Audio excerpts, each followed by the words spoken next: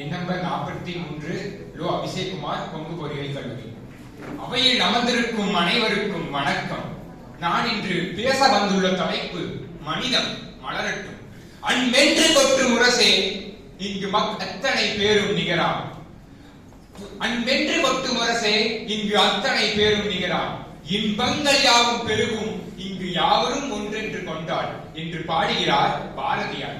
மற்றவர்களிடம் அன்பு செலுத்தினால் வேற்றுமை நீங்கும், ஒற்றுமை வளரும் என்பதே பொருள்.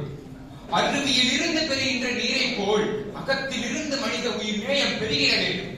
உதைப்பவனுக்கு கால் வலிக்குமே என்று கவலைப்படாமல் உதைப்பட்டவனுக்கு உடம்பிலும் மனதிலும் காயப்பட்டு விட்டதே என்று கவலைப்படுவதே மனித நேயம்.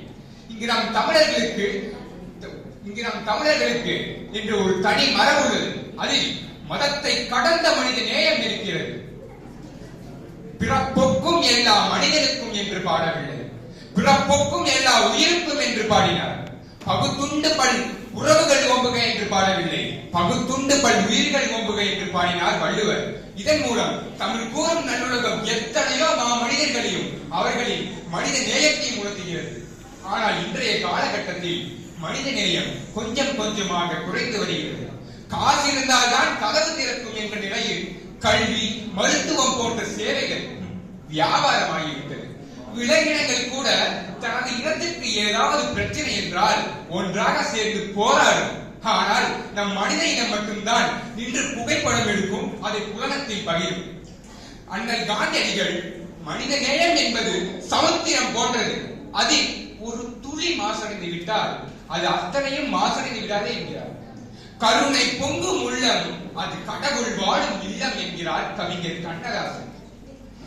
சிறு பிள்ளைகள் புயல் வெள்ள நிவாரணத்திற்காக தான் வைத்திருந்த ஒரு உண்டிய சேமிப்பு பணத்தை கொடுத்தார்கள்.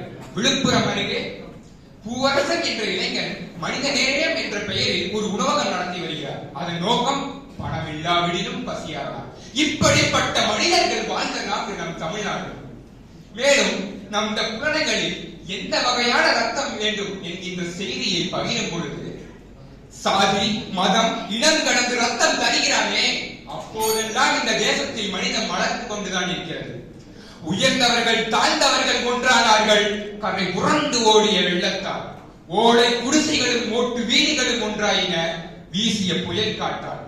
இதனால் மனிதன் என்னும் சொல்லை நமக்கு மழை வெள்ளம் உணர்த்தியது.